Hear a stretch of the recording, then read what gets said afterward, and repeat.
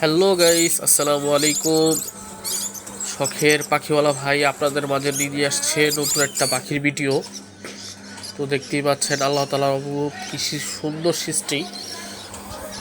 পাখিগুলার নাম কি একটু জানাবেন? আমি পাখি সম্পর্কে কম আইডিয়া আমার, এই পাখিগুলো কী জাতের।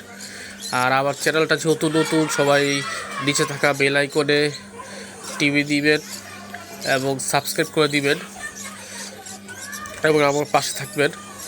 যেহেতু নতুন একটা চ্যানেল, এটা একটু যদি সবাই সহযোগিতা করেন তাহলে চ্যানেলটা আরও এগিয়ে যাবে। তো এখন আমি একবার নতুন কন্টেন্ট ক্রিয়েটর, দেখা যাচ্ছে যে অনেক সময় ভয়েস দিতে গেলে ভয়েস বেঁচে যায়। তো ইনশাল্লাহ এটা ঠিক হয়ে যাবে যদি আপনারা সাপোর্ট করেন। ইনশাল্লাহ রেগুলার ভিডিও দেওয়ার চেষ্টা করব। তো ওই যে পাখির হাটে চলে আসছি আজকে, দেখতেই পাচ্ছেন বিভিন্ন রকম পাখি উঠেছে। এগুলো হচ্ছে তিলা ঘুঘু। তো ভাইরা পাখি দিয়ে আসতেছে, যে অনেক সকালে চলে গিয়েছিলাম, সকাল 6:30 বের হয়েছি বাসার থেকে। তো ওখানে যেতে যেতে 1.5 ঘন্টা লেগে গিয়েছিল আমার। তো যাওয়ার পরে দেখলাম যে পুরো ওই হাট ফাঁকা, অল্প অল্প করে মাত্র ব্যাপারীরা পাখি দিয়ে আসতেছে, খাবারি ভাইয়েরা পাখি দিয়ে আসতেছিল।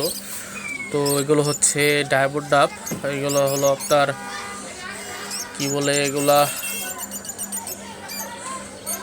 যাক এই পাখিগুলো অবশ্য তেমন একটা মন নেই, সম্ভবত লাভবান বলে। আর এগুলো হলো আপনার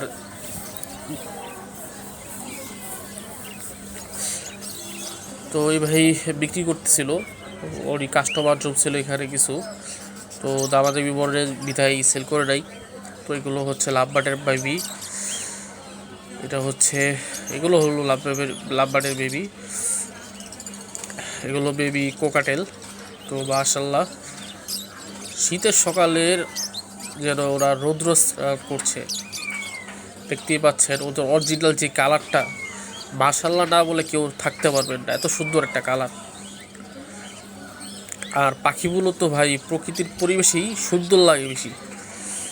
তো দেখতেই পাচ্ছেন তিলা ঘুঘু,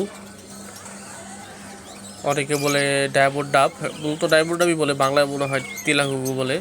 তো কার কোন এলাকায় কী নামে এই পাখিগুলোকে ডাকে একটু জানাবেন আমাকে।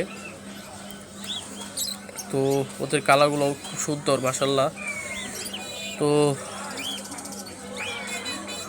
পাখির হাটে যদি যাই ভাই, এমনি ভাই মনটা মানে খুব ভালো লাগে। জাবা পাখি, জাবা পাখির ভিতরে মেল ফিমেল চিনা একটু মুশকিল।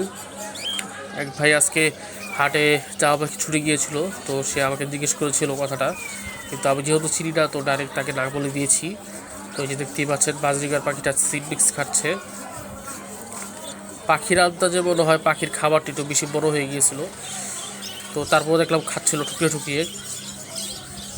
বাজরিগারের বেবি দেখতেই পাচ্ছেন, এগুলো সম্ভবত আপনার টিয়া পাখির একটা ভ্যারাইটিস কিছু,